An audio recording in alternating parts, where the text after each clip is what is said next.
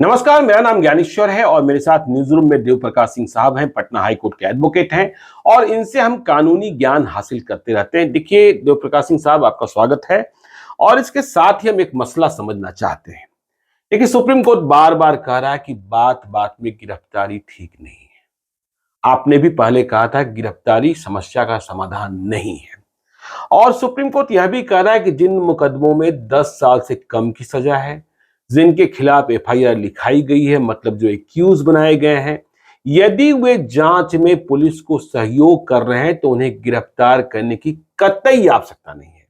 और यदि आप गिरफ्तार कर रहे हैं या फिर गिरफ्तार न कर रहे हैं तो दोनों परिस्थितियों में आपको मेंशन करना है कि आपने यह फैसला क्यों लिया। लेकिन जब सुप्रीम कोर्ट ने यह कहा, मुझे लगता है पुलिस बहुत बदली नहीं है, अभी भी पुरानी लकीर पर ही चल रही है। लेकिन सुप्रीम कोर्ट अब यह भी कह रहा है, क्योंकि उसने इस बात को नोटिस किया कि पुलिस ने पहले तो गिरफ्तारी नहीं की, लेकिन जब केस में चार्जशीट दाखिल हो गई तो पुलिस ने तुरंत से पकड़कर जेल के भीतर ठेल दिया। सुप्रीम कोर्ट क्या मानता है, चार्जशीट के बाद गिरफ्तारी क्या उचित है? देखिए, पुलिस केस में दोष नहीं, इसमें दोष कोर्ट का है जी। सुप्रीम कोर्ट ने अपने मजिस्ट्रेट को कहा, अपने अधीनस्थ कोर्ट को कहा है। जी।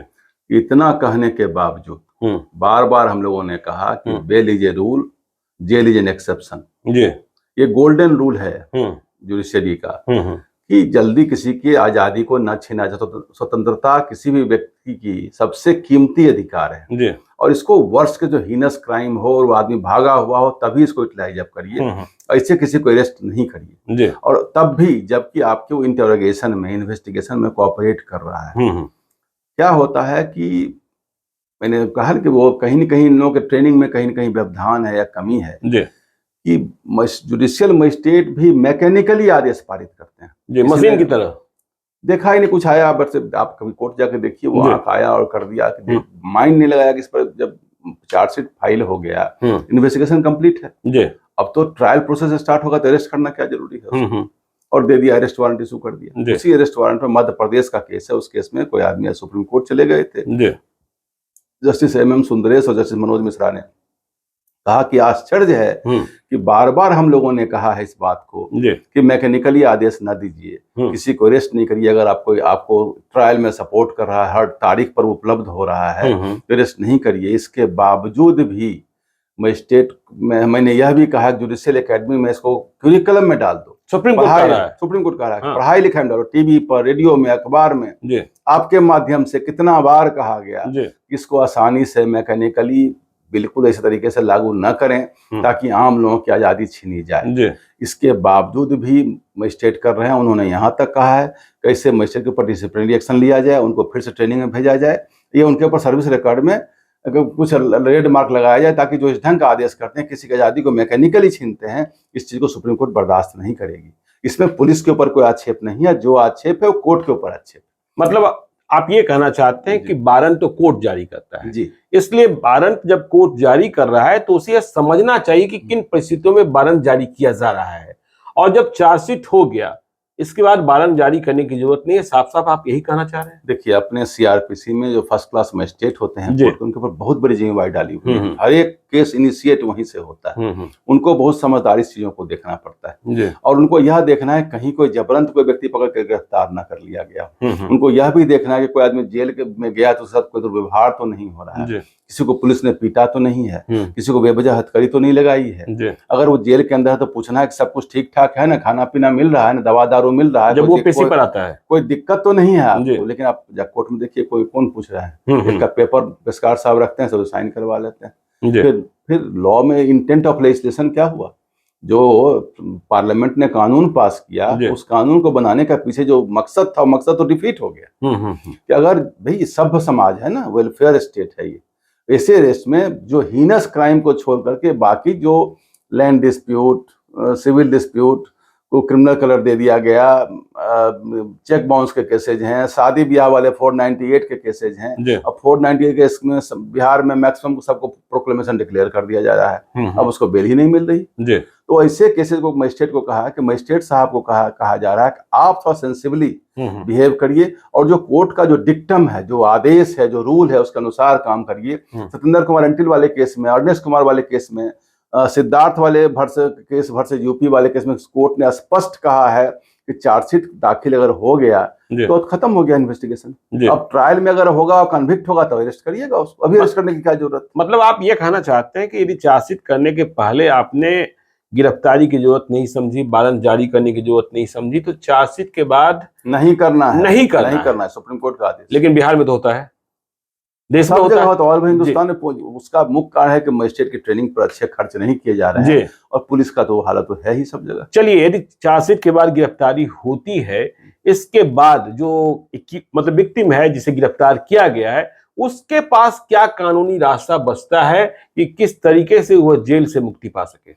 उसको अब जो आज का आदेश है केवल उसको दिखाएगा और उसको बेल मिलेगा। अच्छा, जो आप आज मैंने कह दिया है उसको दिखाएगा और उसको बेल, चार्जशीट में उसको नहीं, चार्जशीट दाखिल करने के सबमिट होने के बाद उसको अरेस्ट नहीं किया जाएगा जी। अगर वो पहले से कोऑपरेट करता आ रहा है तो जी बिल्कुल नहीं किया जाएगा। ये सुप्रीम कोर्ट ने साफ स्पष्ट कह दिया है। हाँ, तो इसका तो सीधा सीधा असर पड़ेगा, सीधा असर पड़ेगा। हाँ, लेकिन लोग पढ़े तब तो पढ़े, आपका जो बोला उसको सुने। अच्छा, बराबर पेपर में आता है, उनका लॉ जर्नल्स में आता है, पढ़ने का समय तो होना चाहिए पास में। लेकिन इसका फायदा क्या आपको नहीं लगता है कि जो क्रिमिनल्स हैं वो भी उठा लेंगे? मैंने कहा कि हीनस क्राइम में कोई इसको लिबर्टी नहीं दी। लेकिन आप तो कह रहे हैं 420 भी कोई हीनस क्राइम नहीं है।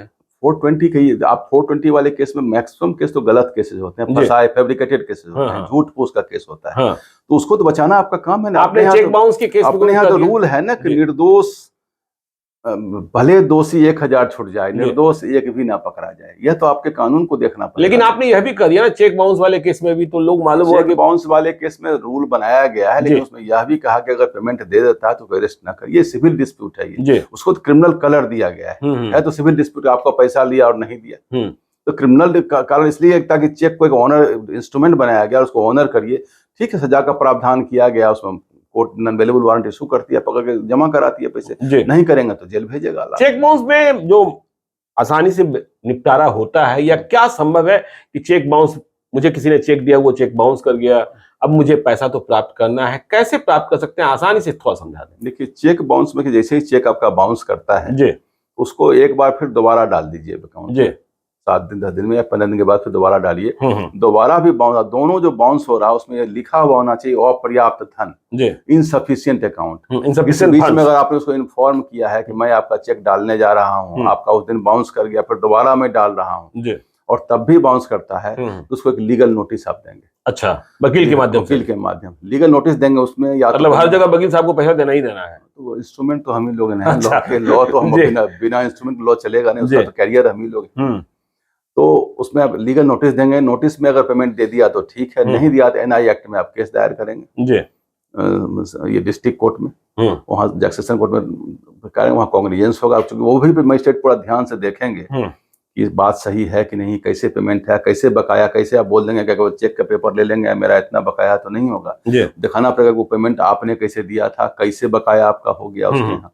उसको देखने के बाद कॉग्निजेंस लेंगे, संज्ञान लेंगे, और संज्ञान लेने के बाद वो सम्मन इशू करते हैं, बुला के पूछते हैं कि क्या मैटर है, पैसा बाकी है क्या? अगर कुछ जवाब दिया नहीं साहब मैंने तो पेमेंट कब का कर दिया था, इन्होंने गलती से मेरा चेक रख लिया है, ये देखिए पेमेंट का ये भुगतान है, तो खत्म हो जाएगा केस। चलिए, चेक बाउंस के मसले को हम और भी विस्तार से किसी वीडियो में समझेंगे, लेकिन आज हमने समझने की कोशिश ये की है कि यदि चार्जशीट दायर हो गया है तो कोर्ट को वारंट निर्गत नहीं करना चाहिए, नॉन अवेलेबल वारंट जेल भेजने का प्रावधान नहीं है। सुप्रीम कोर्ट इस बात को बार बार समझा रहा है, और सुप्रीम कोर्ट इतना तक कर रहा है कि जो जुडिशियल ऑफिसर्स हैं उनकी कक्षाओं में, मतलब जब उन्हें पढ़ाया जाता है तो इसे पाठ्यक्रम में शामिल कीजिए। तो यह महत्वपूर्ण जानकारी आपके लिए, मुझे विश्वास है कि यह वीडियो आपको जरूर अच्छा लगा होगा। ऐसे ही वीडियोस देखने के लिए आप मेरे साथ जुड़े रहें, और यदि अब तक आपने मेरे YouTube चैनल को सब्सक्राइब नहीं किया है तो जरूर कर लीजिए, और यदि इस वीडियो को आप फेसबुक पेज के माध्यम से देखें तो पेज को लाइक कीजिए। बहुत बहुत धन्यवाद।